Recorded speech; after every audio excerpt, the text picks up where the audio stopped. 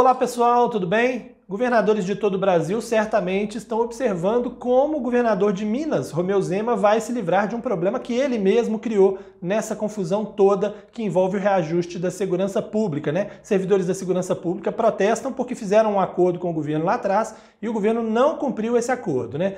Havia um acordo de recomposição. Uma primeira parcela foi paga, depois, diante dos problemas que teve na Assembleia Legislativa de Minas Gerais para conseguir aprovar esse reajuste sem estendê-lo a outras categorias, o governo precisou vetar esse acordo e desde então vem trabalhando de maneira a não cumprir isso que estava acordado e simplesmente dizendo o seguinte: olha, eu não consigo cumprir enquanto a Assembleia não aprovar o regime de recuperação fiscal. A estratégia do governo é basicamente colocar o problema no colo da Assembleia e dizer que aquele acordo que ele fez lá atrás ele só pode cumprir se a Assembleia fizer o que ele agora deseja, né? A grande questão é que o regime de recuperação fiscal já tinha dificuldades na Assembleia, sempre teve, o governo sempre soube que não conseguiria aprová-lo e mesmo assim fez um acordo que não poderia cumprir com as forças de segurança. Os servidores, claro, estão cobrando o que lhe foi prometido, né?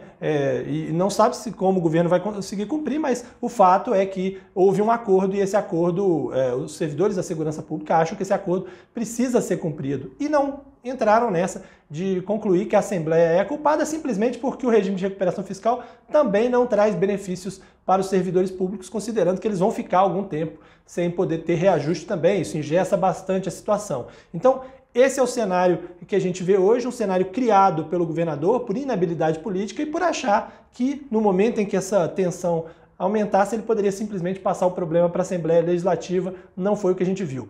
As manifestações que foram realizadas ontem em Belo Horizonte foram muito grandes, maiores inclusive do que a expectativa dos organizadores. Muita gente foi às ruas, há uma greve aí deflagrada.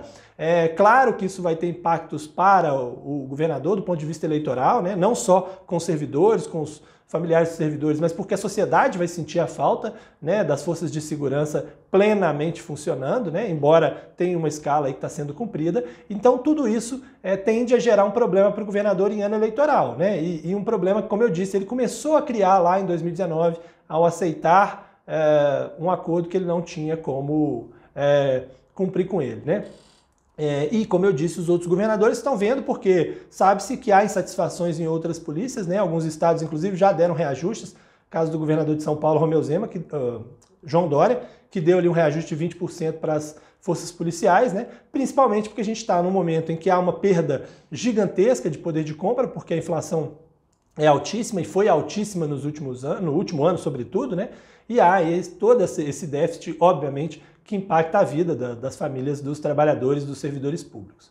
Dito isso, eu quero falar também sobre um episódio, uma situação envolvendo essa discussão das manifestações, mas que envolve diretamente o meu trabalho nas redes sociais, os comentários que eu faço e tal. Alguns parlamentares que no ano eleitoral, obviamente, precisam de voto, precisam de engajar a sua comunidade, seu grupo, e o grupo que vota, das pessoas que votam neles, acabaram distorcendo um pouco o que eu disse sobre as manifestações terem sido feitas contra jornalistas que estavam presentes lá nos atos em Belo Horizonte, né? Eu disse simplesmente que quem ameaça jornalistas, impede esses jornalistas de fazerem seu trabalho, agridem ou de alguma forma tentam expulsar, impedir o direito de ir e vir, esses são bandidos, né? Essas pessoas que estavam especificamente ligadas a esse episódio de ameaças a jornalistas que estavam lá. Obviamente, não é uma generalização, embora assim tenha sido colocado nos perfis desses parlamentares. Então, para ficar isso bem registrado e bem claro, uma coisa é fazer as manifestações e todos são legítimos para tal, sejam eles, a gente está falando aqui no caso específico, né, dos policiais civis, dos bombeiros e tal, dos policiais militares, mas isso não tem nada a ver com ameaça, com agressão, com expulsão, com impedimento do direito de vir, e esses sim estão cometendo uma ilegalidade. Isso precisa ser dito, independente de qual profissão eles tenham. Um abraço para vocês e até mais.